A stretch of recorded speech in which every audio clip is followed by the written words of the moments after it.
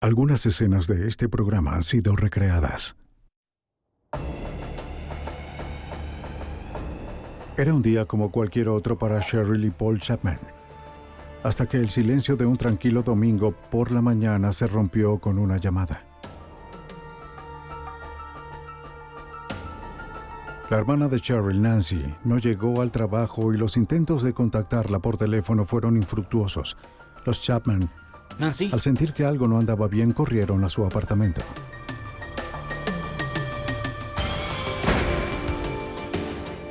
La evidencia se acumula, no hay sospechosos evidentes. El Centro Mundial de Comercio es bombardeado. Ted Kaczynski es arrestado.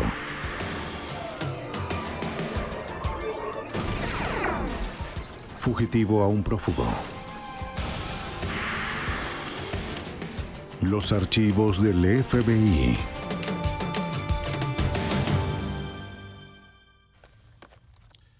Hay asesinos sigilosos que matan con una precisión casi clínica. Otros reaccionan por impulsos violentos, dejando su ira en la escena del crimen.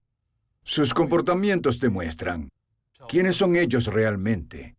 En 1987, la brutalidad del triple homicidio de Anchorage puso a prueba incluso a los investigadores más experimentados. Soy Jill Canstrom, exdirector del FBI en Nueva York. Cuando encontraron a Nancy Newman y a sus dos hijas muertas en su apartamento, la policía necesitó ayuda y llamaron al FBI. Había pistas por todas partes, pero ninguna era concreta. Los agentes sabían que para este caso debían descubrir cómo pensaba el asesino.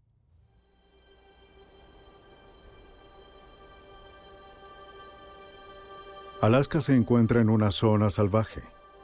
Muerte en Alaska, aparentemente aislada del resto del mundo y sus problemas.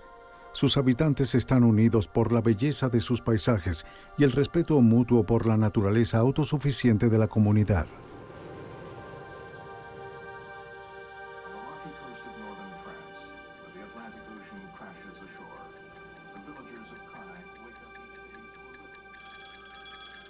Eran casi las 8 de la mañana del domingo del 15 de marzo de 1987. Sí. Cheryl y Paul Chapman despertaron con una llamada. No. La hermana de Cheryl, Nancy Newman, no llegó al turno de la mañana en el restaurante donde trabajaba. El gerente de turno le contó a Cheryl que el auto de Nancy estaba en el restaurante, pero nadie la había visto. Quizás los Chapman debían ver qué sucedía.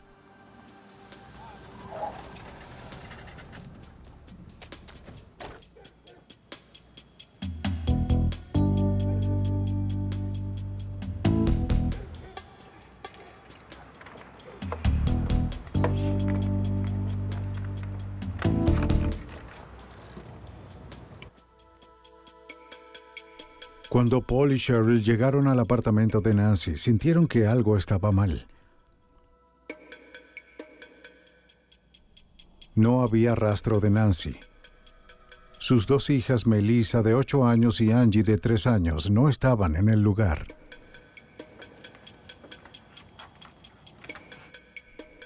Las tazas de café seguían en el fregadero desde la visita de Cheryl del viernes. Las sobras del desayuno seguían en la mesa.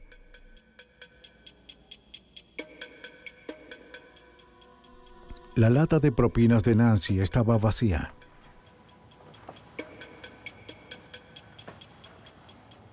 Y una colilla de cigarrillo distinta a la marca que Nancy fumaba estaba en el cenicero.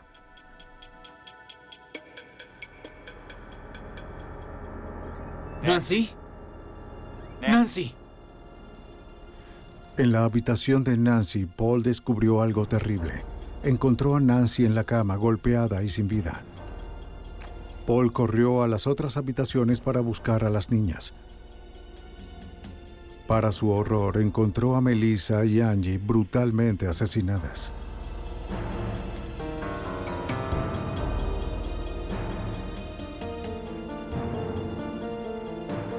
Vamos, vamos, ¡No! vamos. ¡Nancy! ¡No! ¡No! ¿Emergencias? Sí, necesita ayuda, por favor. ¿Cuál es el problema? Es un homicidio. ¿Dijo un homicidio? Mi cuñada no fue a trabajar hoy. Nos llamaron a nuestra casa para decirnos y vinimos a ver qué sucedía. ¿Qué sucedió? La encontré en la cama. ¿Qué dice? Es horrible. Envíen a alguien, por favor. Señor, ya enviamos a alguien para allá.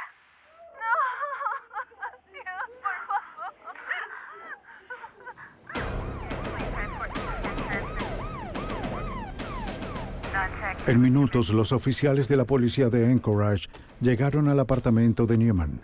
Sin alterar la escena del crimen, los oficiales aseguraron el área e intentaron calmar a la consternada familia hasta que llegara la unidad de procesamiento de escena del crimen.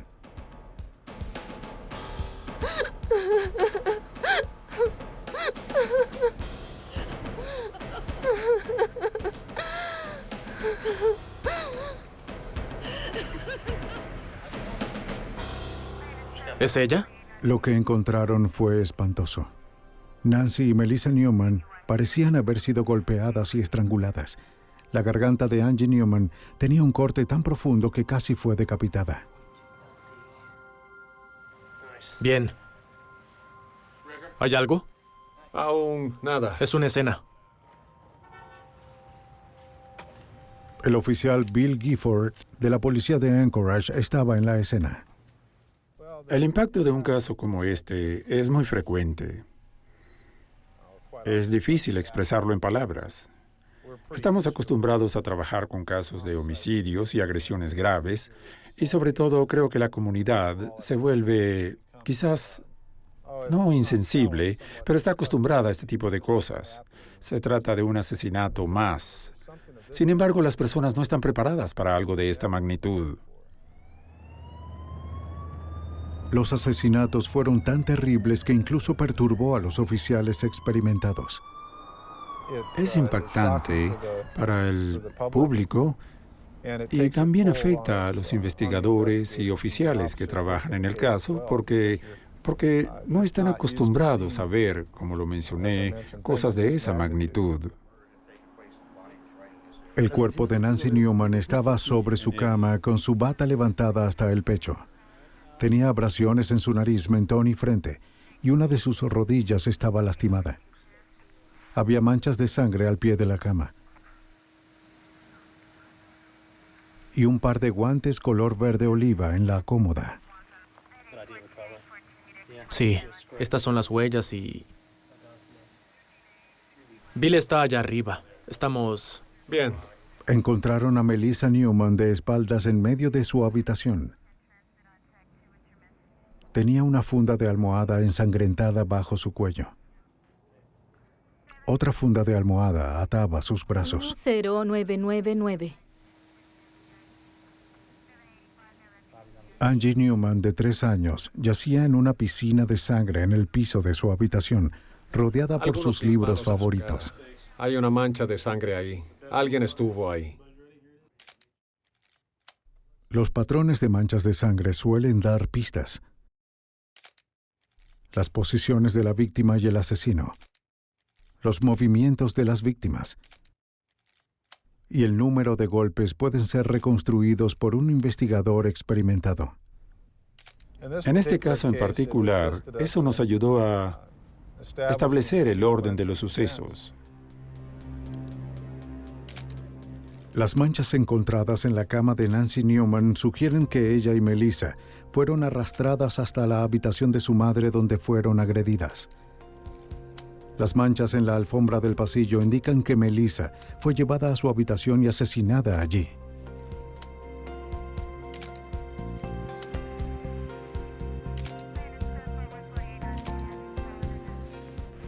Los oficiales trataron cada lugar como una escena del crimen por separado. Primero determinaron el tipo de evidencia física que podían encontrar y el orden en el cual debían ser procesadas. ¿Cómo vamos? Muy bien. Por la terrible naturaleza del crimen y la falta de un sospechoso, Por aquí. los investigadores sabían que cada posible pieza de evidencia sería potencialmente invaluable.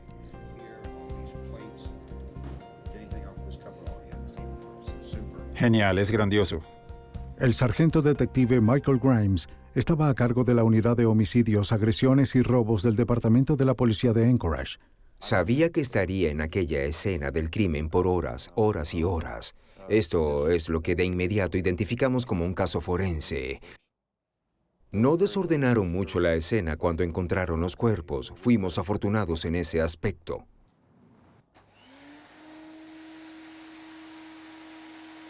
A menudo los investigadores hallan evidencia en áreas comunes de la casa. A veces las fibras y cabellos debajo de las alfombras pueden ayudar a encontrar al sospechoso. Para una cobertura total, los investigadores dividieron cada habitación en cuadrantes y aspiraron cada sección. Para comenzar con la meticulosa tarea, los investigadores primero deben acordonar un área de 1 metro por 1,5 metros en la habitación. El investigador utiliza una aspiradora común con un filtro especial adaptado. A medida que se aspiran los restos del piso, estos viajan por un pequeño tubo hasta un punto de recolección. Allí quedan atrapados en papel de filtro limpio. Una vez que el cuadrante de la habitación ha sido revisado, se retira el filtro y se coloca en un contenedor de evidencias.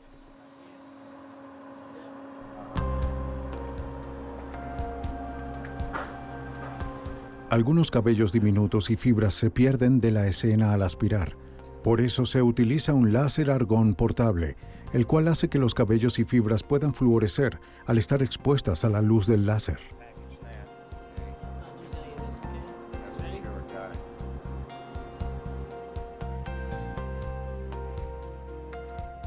Una técnica llamada prueba de luminol también se utilizó para buscar rastros de sangre. Si hay sangre, el aerosol de luminol hará fluorecer la proteína en ella, haciendo que sea visible para los investigadores. Justo aquí. Toma una foto. Muy bien, dame espacio. Analizábamos la escena y buscábamos rastros invisibles o patrones de sangre invisibles y encontramos una muestra luminiscente que pudimos fotografiar. También sabíamos que faltaba un cuchillo de la cocina. Tomamos uno de ellos, del juego de cuchillos, y encontramos que coinciden en longitud y anchura a la muestra de luminol que teníamos. Adelante, revisa el baño. El aspecto de la escena indicaba que el asesino tomó a las víctimas por sorpresa. Primero déjame revisar esto antes de que lo empaques. Veamos qué hay adentro. Al parecer, la rutina matutina de Newman de repente fue interrumpida, quizás indicando que ellas conocían al asesino. Bien, excelente. Buen trabajo. Una gran incógnita fue el incentivo. En la escena, Cheryl le dijo a la policía que Nancy no tenía enemigos. Como camarera era popular entre sus colegas y clientes, amigable sin ser insinuante. ¿Y cuál motivo explicaría la ira impuesta sobre las niñas Melissa de 8 años y Angie de 3 años? ¿Se divirtieron? Sí, nos divertimos. Un robo era poco probable. Para los investigadores era obvio que el apartamento no había sido saqueado ni desordenado. Los investigadores tuvieron dificultad para encontrar una pista sólida. Sí, ocurrió de esa forma. Pediremos una... El detective Bill Reader manejó el caso desde el principio. La pista inicial se obtuvo de la misma escena al encontrar que la entrada no fue forzada. Eso nos llevó a buscar a personas que tenían acceso al apartamento y que conocían a las víctimas. De inmediato comenzaron los interrogatorios. Vecinos, familiares y amigos, cualquiera que pudiese tener información. El trabajo era encontrar a alguien que hubiese visto cualquier cosa inusual, a algún extraño en el área, que hubiese oído algo extraño, que hubiese visto a alguien cargando cosas, cualquier cosa que nos ayudara a enfocarnos en algún sospechoso. Los miembros de la familia casi siempre son sospechosos al inicio de la investigación. Paul Chapman no era una excepción, aunque no tenía a nadie que respaldara su coartada, la cual era que estuvo solo todo el sábado. Su reacción al descubrir los cuerpos fue claramente de trauma y de pérdida.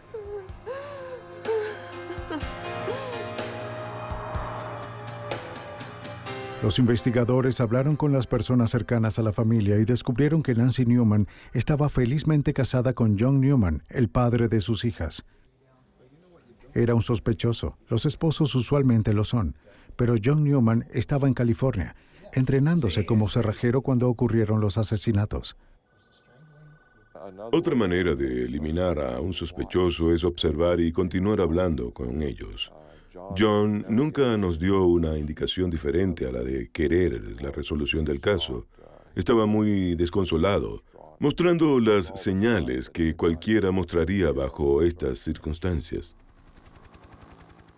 Ya que los Newman vivían en un complejo de varios apartamentos, el detective Grimes sabía que entrevistar a los vecinos en el área cercana sería una tarea difícil. Era un apartamento de un complejo de varias unidades, ubicado en un área particular del pueblo, que estaba rodeado por unos apartamentos de varias unidades y literalmente estábamos viendo cientos de viviendas en esa zona. La unida comunidad de Anchorage quedó impactada por la brutalidad de los asesinatos. Los investigadores policiales, sin tener experiencia en crímenes de esta magnitud, se hacían la pregunta más aterradora de todas. ¿Podría ser un asesino en serie? La policía se sentía presionada para trabajar rápido. ¿Qué tipo de persona cometería este crimen? ¿Existía algún significado en la forma en que estas personas fueron asesinadas que pudiese darnos pistas de a quién estábamos buscando? Y de forma inmediata, yo diría que en 1 o 2 días obtuvimos gran ayuda del FBI. Rápidamente los investigadores se dieron cuenta que necesitaban determinar el tipo de individuo responsable por los asesinatos. Fueron con la unidad de análisis del comportamiento del FBI en Quantico, Virginia. El agente especial Jude Ray recibió la llamada. Como perfilador de la unidad, el trabajo de Ray era asistir a los investigadores en la búsqueda de los peores asesinos de los Estados Unidos. Para hacerlo, Ray debía entender la manera de pensar de los asesinos. Buscábamos los actos y acciones de los individuos después de lo ocurrido e intentábamos predecir el tipo de personalidad, por así decirlo, de una vista compuesta de qué tipo de ser humano pudo haberlo hecho. A través de evaluaciones detalladas de las fotos y reportes policiales de la escena del crimen, Ray le suministró a los investigadores una descripción psicológica del asesino. Es una escena del crimen desorganizada. Hablo de baja autoestima, todo el tipo de cosas que diría sobre este tipo de personas, que ha sido, la sociedad lo ha rechazado a través de los años y ahora es su momento de rechazar a la sociedad. Ray le dijo a los detectives de Anchorage que este hecho podría repetirse. Este incidente en particular lo alarmó mucho, en particular por ser 3 víctimas al mismo tiempo que eran niñas, que en mi opinión también dijo, necesitamos trabajar en esto de inmediato porque al parecer esta persona está fuera de control y existe la posibilidad de que lo vuelva a hacer en un futuro no muy lejano. Gracias a la autopsia, los investigadores descubrieron que Nancy y la niña de 8 años, Melissa Newman, habían sido abusadas sexualmente. Basándose en esta información y las características del crimen, Ray concluyó que este criminal violento podría tener una historia de abusos sexuales. Sería un hombre blanco de entre 20 y 25 años, un fracasado. A raíz de las conclusiones de Ray, los investigadores comenzaron a reducir la lista de posibles sospechosos. Entre ellos estaba un joven que recién se mudaba a pocos metros del apartamento de los Newman. La policía también interrogó a Kirby Anthony, el sobrino de 23 años de John Newman. Anthony tenía una coartada para la mañana del sábado del 14 de marzo, pero el vecino no.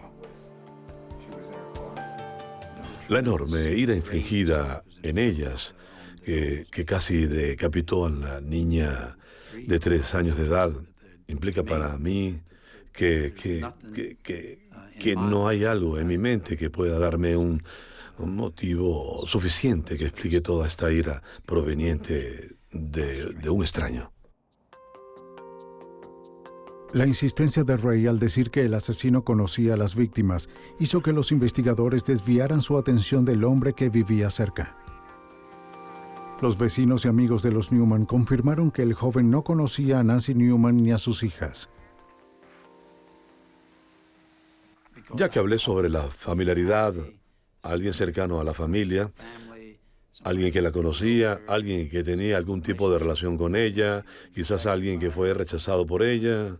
De hecho, dijeron que había un sobrino que les venía a la mente.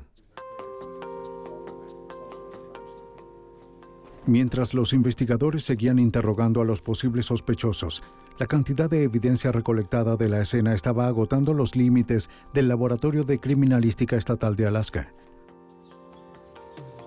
Una vez más, la policía de Anchorage acudió al FBI.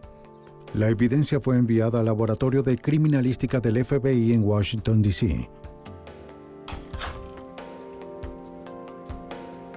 El caso fue entregado al experto en cabellos y fibras, Doug Diedrich. Diedrich comenzó clasificando la evidencia buscando algo que vincule a un sospechoso: cabellos, fibras, partículas de vidrio, tierra, pintura. Lo que sea que haya podido trasladarse durante el contacto violento del asesino con sus víctimas. En total, creo haber revisado entre 300 y 400 objetos recolectados en la escena del crimen de las víctimas, de la eliminación, muestras de distintas personas como sospechosos, familiares o posibles conocidos.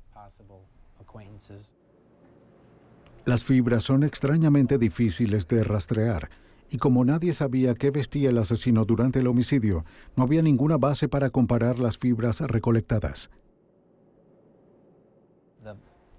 La diversidad que existe es infinita.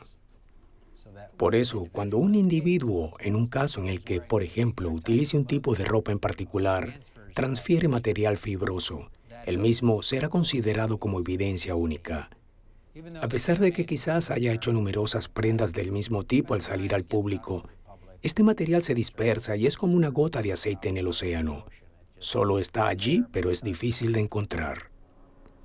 Diferentes fibras, llegando a ser una cantidad de evidencia menor a un dedal, fueron recolectadas en todo el apartamento de Newman. Sin embargo, la experiencia de Diedrich en traslado de fibras le permitió reconstruir los movimientos del sospechoso durante el crimen, dándole a los investigadores una imagen más clara de lo que en realidad ocurrió en el apartamento.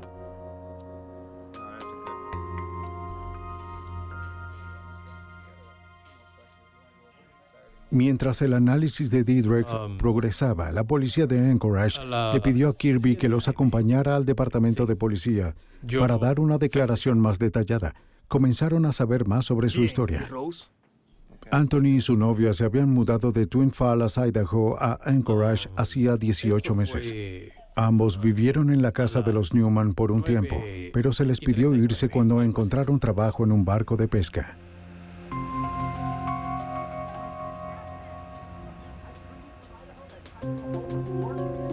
Lo sé, pero no estamos casados. Él y su novia se separaron mientras trabajaban en el barco luego de que Kirby la acusara de tener una aventura con el capitán. No, por favor, no.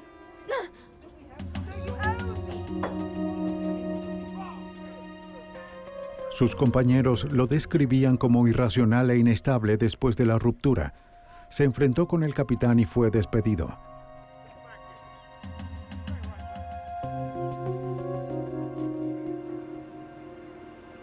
Regresó solo a Anchorage el 14 de febrero de 1987.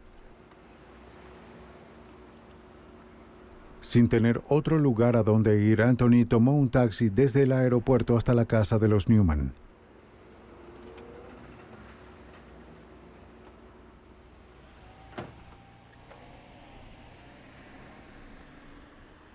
A través de la ayuda continua de Cheryl Chapman, la policía descubrió que John Newman se enfadó al saber que su sobrino había regresado a su casa durante su ausencia. Al mismo tiempo, la situación se volvía cada vez más incómoda para Nancy.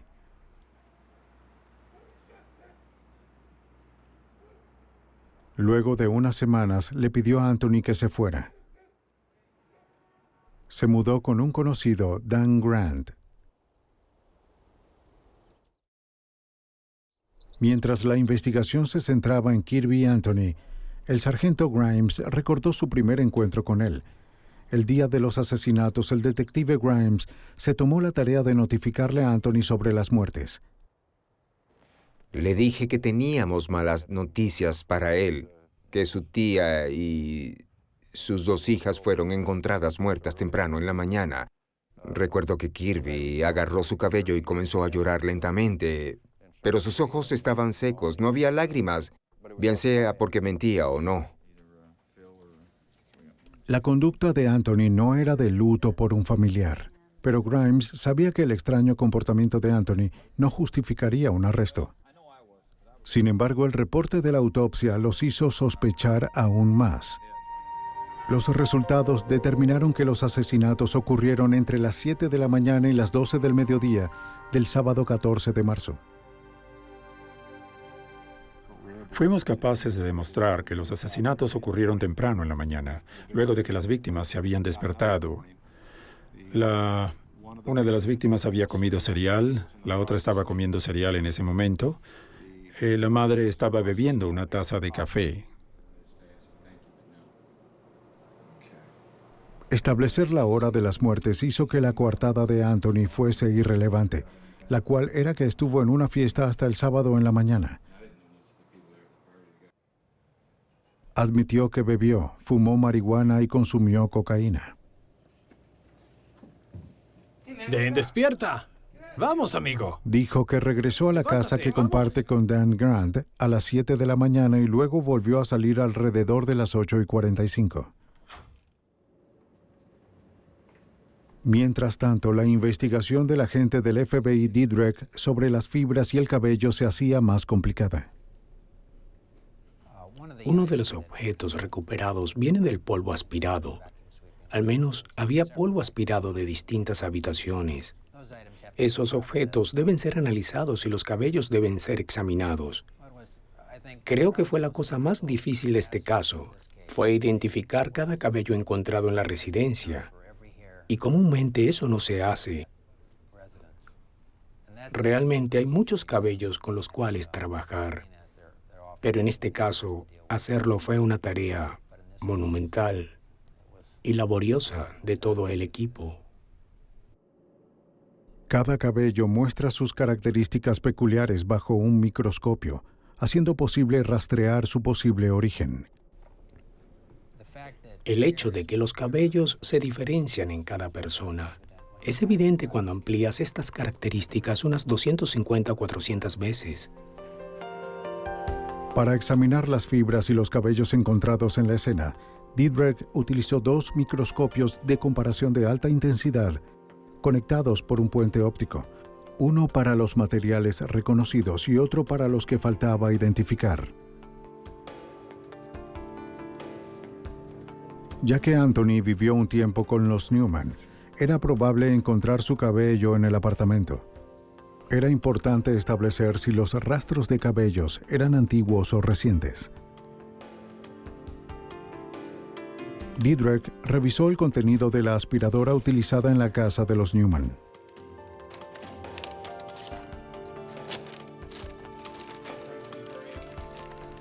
Debido a las grandes cantidades de cabello y elementos encontrados en la bolsa, tuve que examinar la bolsa desde diferentes puntos de vista, es decir, qué material se depositó o aspiró recientemente.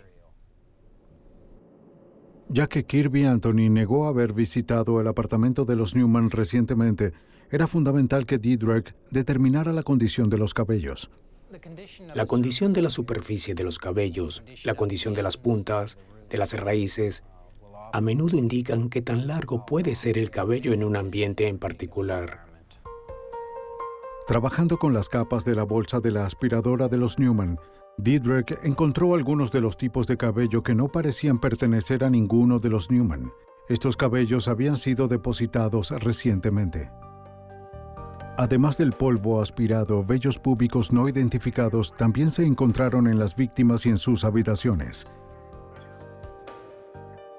Para determinar el significado de estos hallazgos, Diedrich ahora quería saber cómo son usualmente trasladados los cabellos de una habitación a otra, así que llevó a cabo su propio experimento. Era una pregunta sobre qué tan probable era encontrar cabellos de alguien, digamos vellos púbicos, en distintas áreas de una casa. Así que diseñé un pequeño experimento llevando a mi casa una aspiradora, la de la escena del crimen, y aspiré en 4 habitaciones por un periodo de 2 semanas, al mismo tiempo todos los días, solo para ver qué tipo de cabellos podría encontrar. Me enfoqué principalmente en vellos púbicos. Diedrich conservó el material de cada limpieza. Luego comparó los cabellos de esas limpiezas con sus propios cabellos. Diedrich pudo concluir que los vellos se trasladaron de habitación en habitación en su mayoría, pegándose en las medias o a la ropa. Los cabellos depositados al inicio de su experimento estaban más profundos en los escombros de la aspiradora y por eso más dañados. Los depositados recientemente no lo estaban. Fue un hallazgo significativo para Diedrich, debido a que Cheryl le dijo a la policía que Nancy aspiró su casa el viernes. Los cabellos no identificados que se encontraron fueron depositados justo al momento de los asesinatos.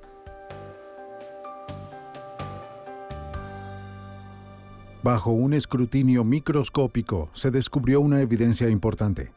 Un vello púbico que poseía una liendre asociada al piojo púbico se encontraba en el paño húmedo hallado en el baño de los Newman. Diedrich les reveló sus hallazgos a los investigadores y esperó por una muestra del sospechoso para poder hacer una comparación. Había al menos 6 individuos que eran considerados como principales sospechosos. Los investigadores recibieron listas del Departamento Estatal de Correcciones de Personas con historia de delitos sexuales o violencia liberadas recientemente. Algunas de ellas vivían cerca del área de los Newman. Para descartar a estos individuos como sospechosos, cada uno fue ampliamente interrogado y se verificaron todas sus coartadas. La policía continuó interrogando a Anthony.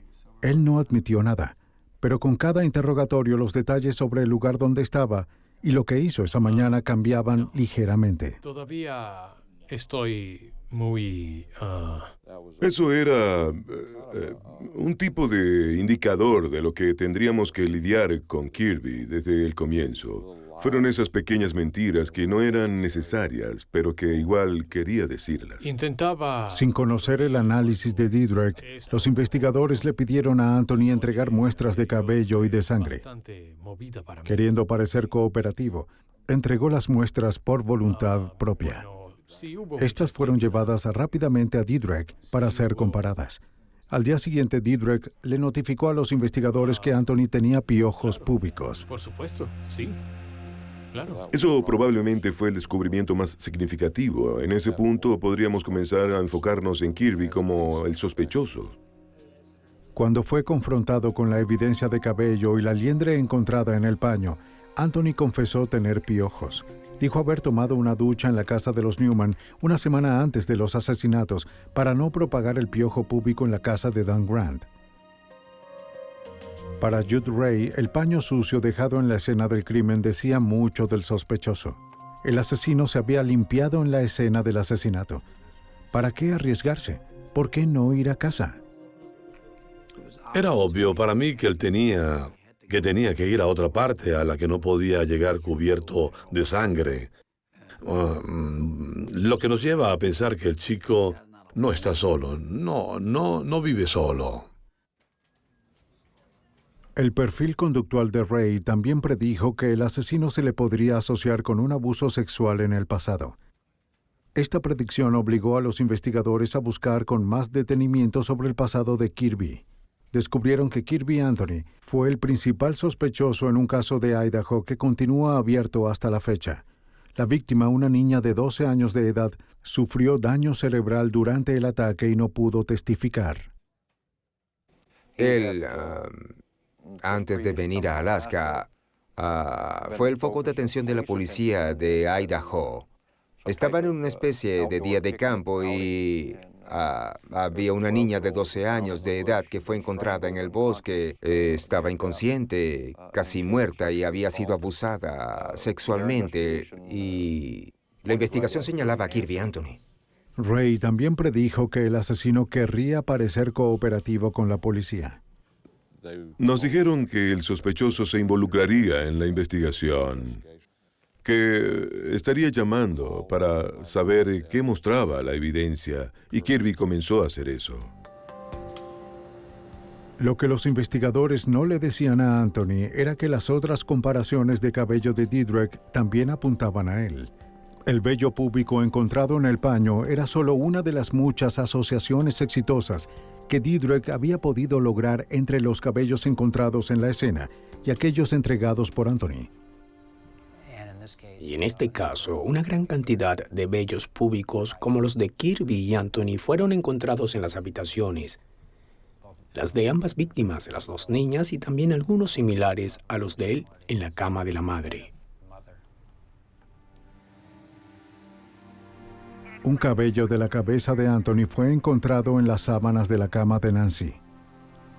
Los vellos faciales que coincidían con la barba de Anthony fueron encontrados en todas las víctimas y en sus habitaciones. El polvo proveniente de la habitación de Melissa contenía 9 vellos púbicos de Anthony. De la habitación de Angie se recogieron 2 vellos púbicos, uno con sangre y otro con liendres. Los investigadores sintieron que era el momento de vigilar con atención los movimientos de Anthony.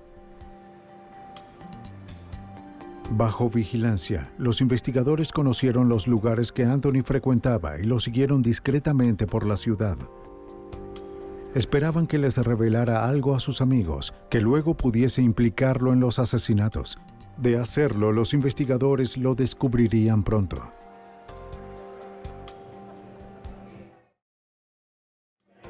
El esfuerzo valió la pena. Uno de los conocidos de Anthony le dijo a los investigadores que estaba escribiendo poemas en servilletas y los repartía por las mesas. Bien, sí. Claro. Le contó a una de las mujeres que Nancy Newman fue forzada a ver parte de la agresión. Lo supe porque ella era mi tía. Los investigadores también descubrieron que luego de los asesinatos, Anthony llamó a su anterior suegra en Idaho y le contó acerca del crimen. Dijo que Angie Newman fue apuñalada y que Nancy y Melissa fueron abusadas sexualmente. Claro. En ambas ocasiones, la llamada a Idaho y la escena en el bar, Anthony aún no podía saber sobre la información que proporcionó. Fue bastante difícil. La policía no había emitido esa información a la prensa, y los investigadores no se lo mencionaron a Anthony durante los interrogatorios. Lo sé, no lo harías, ¿cierto? ¿Lo hiciste?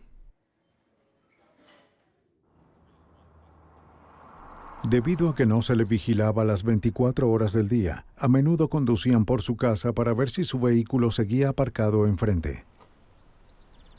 Si estaba en casa, los investigadores pedían hacerle algunas preguntas. Las pruebas circunstanciales en contra de Anthony estaban aumentando. Durante una visita a su residencia, los investigadores encontraron una cámara fotográfica que pertenecía a John Newman y fue reportada como perdida luego de los asesinatos.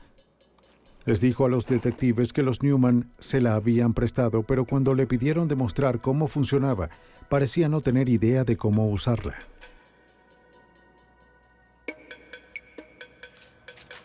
Otro objeto perdido de la casa de los Newman parecía guiarlos hacia Anthony. El dinero extraviado proveniente de la lata de galletas que solo contenía monedas.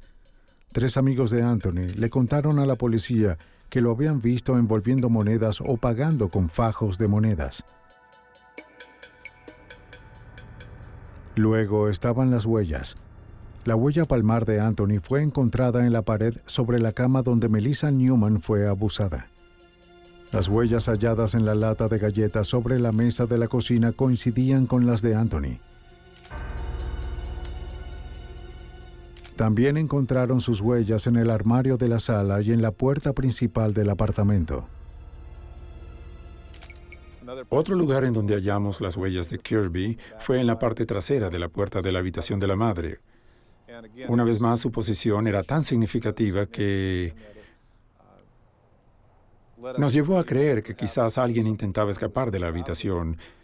Y él ya tenía otras evidencias en su mano. Cerró la puerta con fuerza, dejando no solo sus huellas, sino también otras evidencias que fueron encontradas en la escena.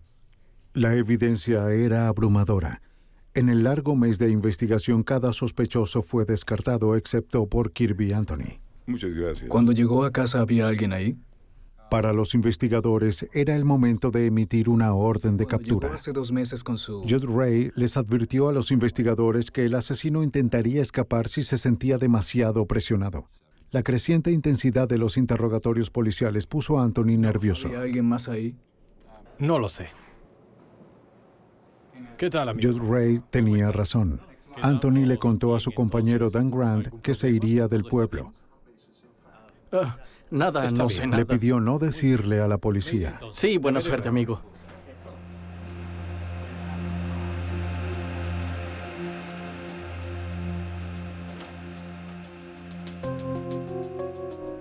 Grant temía contactar a la policía de Anchorage por el mal temperamento de Anthony. No obstante, finalmente llamó 7 horas más tarde. Bien. Anthony se dirigía a la frontera con Canadá, un viaje de 8 horas en auto.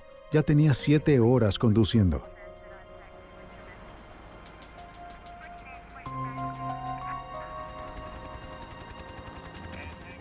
Anchorage y la frontera con Canadá están separados por cientos de miles de tierras deshabitadas.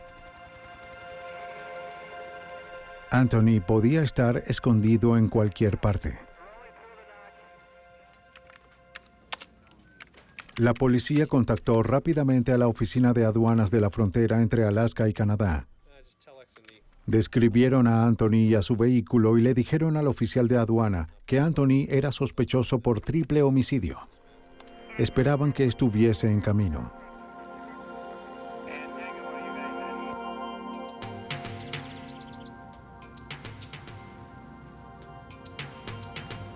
Casi una hora más tarde, Anthony llegó a la oficina de aduanas.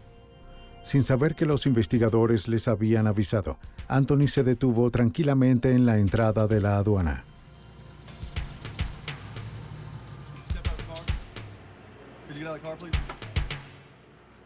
¿Qué ocurre? Fue detenido e interrogado hasta que la Policía Estatal de Alaska llegó. Fue arrestado por conducir con una licencia suspendida y fue regresado a Anchorage. Gracias a todos por la bienvenida. Mientras era entregado a la policía de Anchorage, le leyeron sus derechos y fue acusado. Triple asesinato de primer grado, 2 abusos sexuales y un secuestro consumado. No todo es como parece. Bajo las leyes de Alaska se puede acusar a alguien de secuestro si la víctima fue atada durante la agresión. Melissa Newman había sido atada durante el ataque. Comenzó a gritar, sobresaltado. ¿De qué secuestro hablan? Lo cual nos pareció extraño porque había sido acusado de triple homicidio y de 2 abusos sexuales, pero él gritaba por ser acusado de secuestro. Para ese momento, la evidencia forense estaba tan completa que la policía creía poder reconstruir cómo fueron brutalmente asesinadas Angie, Melissa y Nancy.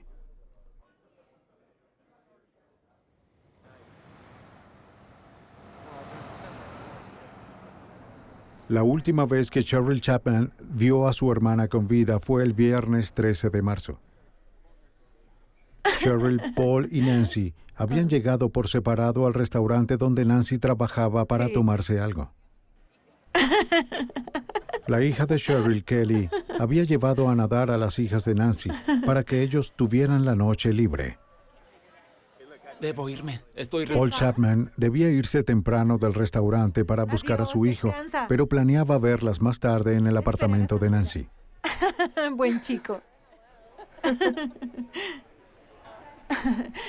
¿Sabes lo que dijo?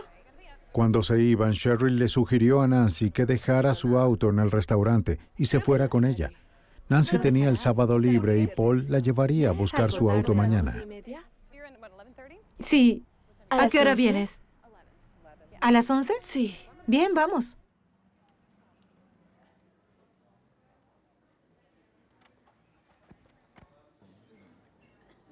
Cheryl, Paul y Nancy terminaron en el apartamento de Newman para esperar a Kelly y a las niñas. Se sentaron, reían y hablaban hasta las 9:45 cuando las chicas llegaron. Kelly les había comprado unas hamburguesas. Cerca de las 10 de la noche, Cheryl y Paul estaban listos para irse. Cheryl ayudó a Nancy a limpiar la mesa y colocó las tazas de café en el fregadero. Angie estaba en pijamas y Melissa había ido a su habitación para irse a dormir. Déjalo allí, yo lo hago. Cuando se despedían, Paul le dijo a Nancy que lo llamara al día siguiente si quería que la llevara hasta su auto. Gracias.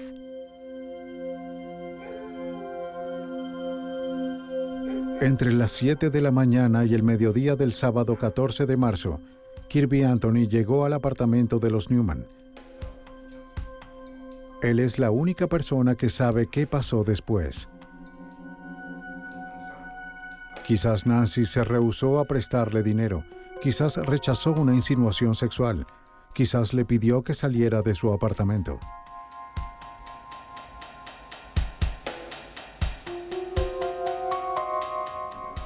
Sea lo que haya sido, su ira explotó.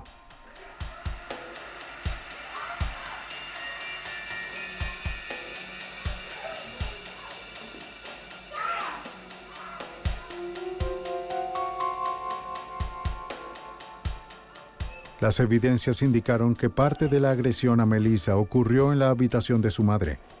Ambas tuvieron que haber sido atadas y sus cuerpos mostraban señales de que así fue. ¡Ayuda!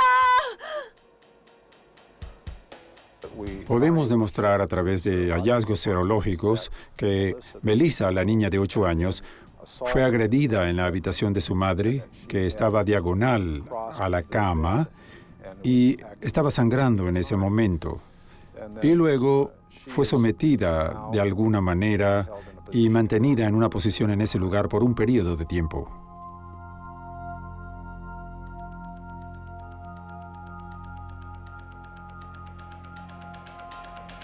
Melissa Newman probablemente presenció la violación y el asesinato de su madre. Luego fue llevada a su habitación donde fue agredida de nuevo y asesinada.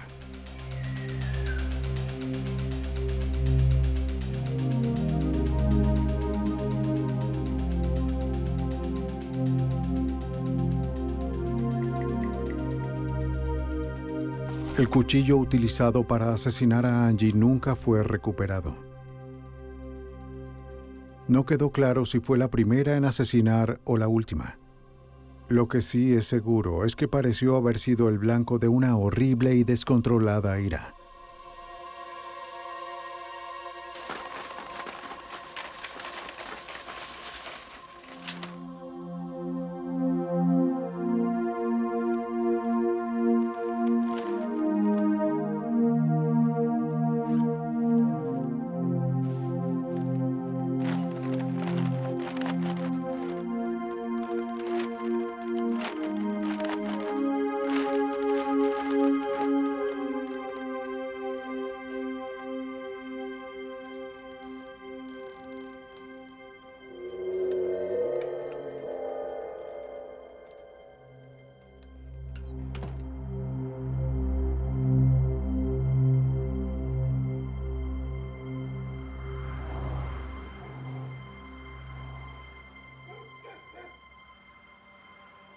Nancy Newman no llamó al día siguiente a Paul Chapman para que la llevara hasta su auto, ni respondió a su teléfono las muchas veces que su hermana intentó contactarla. En su lugar, los cuerpos de ella y sus hijas fueron encontrados sin vida casi un día después.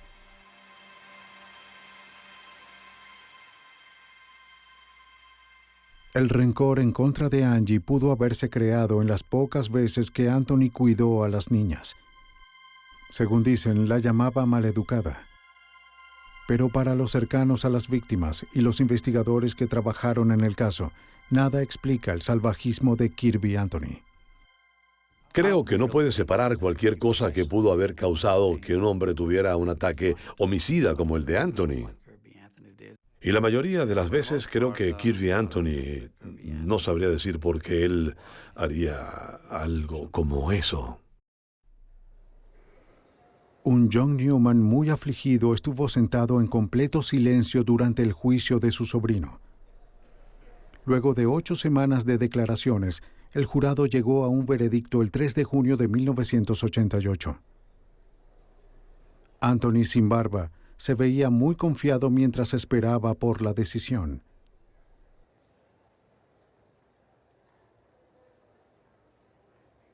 A medida que se leía cada veredicto de culpabilidad, la compostura de Anthony se desintegró, hasta que al final se desmoronó por completo. Fue sentenciado a 357 años por sus crímenes.